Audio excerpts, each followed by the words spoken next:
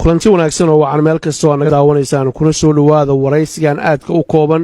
oo aanu ku waraysanayno fanaanka caanka ee Maxamed BK oo garabkayga fadhiya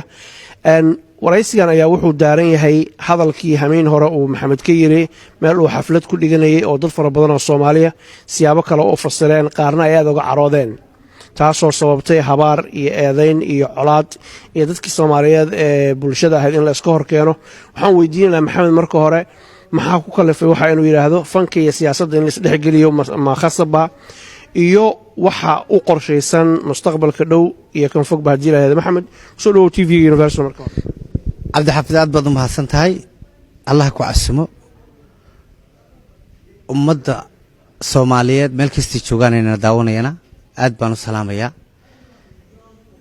waxaan cod dheer tacsi ugu diraya inna lillahi wa inna ilayhi raaji'uun dadkii naftooda ku waayay qarax ilaahay dhibta inaga kor qaado tacsida horta waan diraya mar labaadka si xun wuxuu sheeg sixir wuu ka daran yahay dab munaafiq shiday muumin baa ku gubta anigu hadal wanaagsan oo tacsiye baan diray dabadna dad ba ka faa'iideysto xagga kale ka rugay waxaan taageerayaashayda iyo ummadayda Soomaaliyeed meel kasta joogaan ummadayda Soomaaliyeed meel kasta joogaan waan idin jeclahay idinkana waan ogahay inay jeceshiin waan ka raali gelinayaa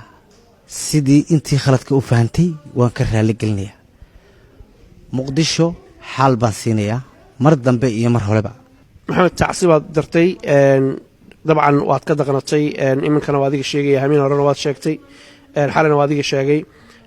dhibaatadii ka dhacday muqdisho iyo dadka Soomaalida ku baaba'ay dhibaatada soo gaartay inay ka tacsiinaysan ka xuntahay waa garanay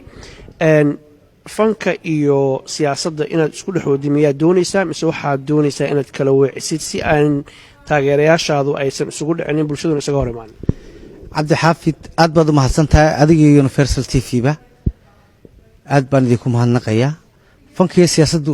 biikahan waa iska kay murgeen laakiin waan kala saaraya anigu fanaan Soomaaliyeed baan ahay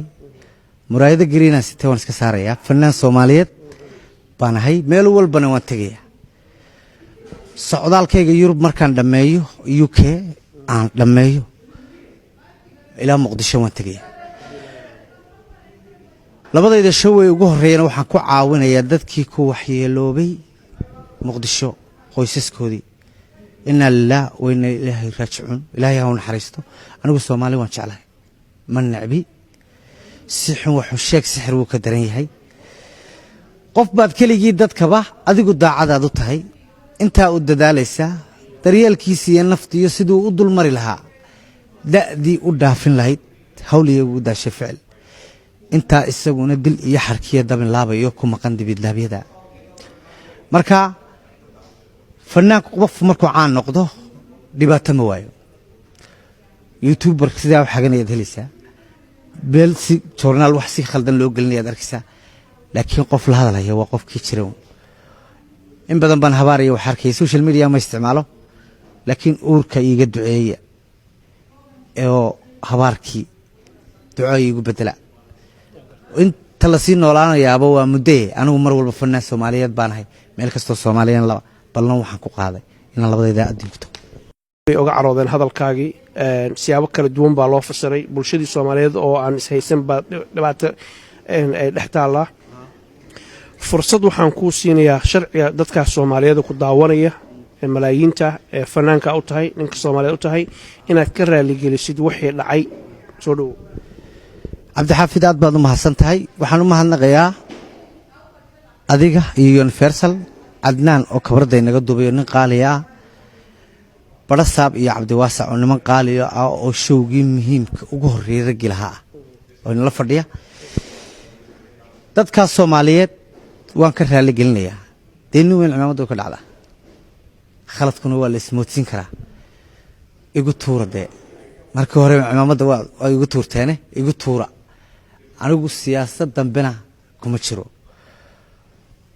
ballan waxaan idinku qaadayaa meel kastoo Soomaali joogto inaan idinku imaado وانا idinka raali gelinaya I love Muqdisho xalna waan siinaya intaas ayaanu kusoo gabagabaynaynaa haddii ilaahay yidhaahdo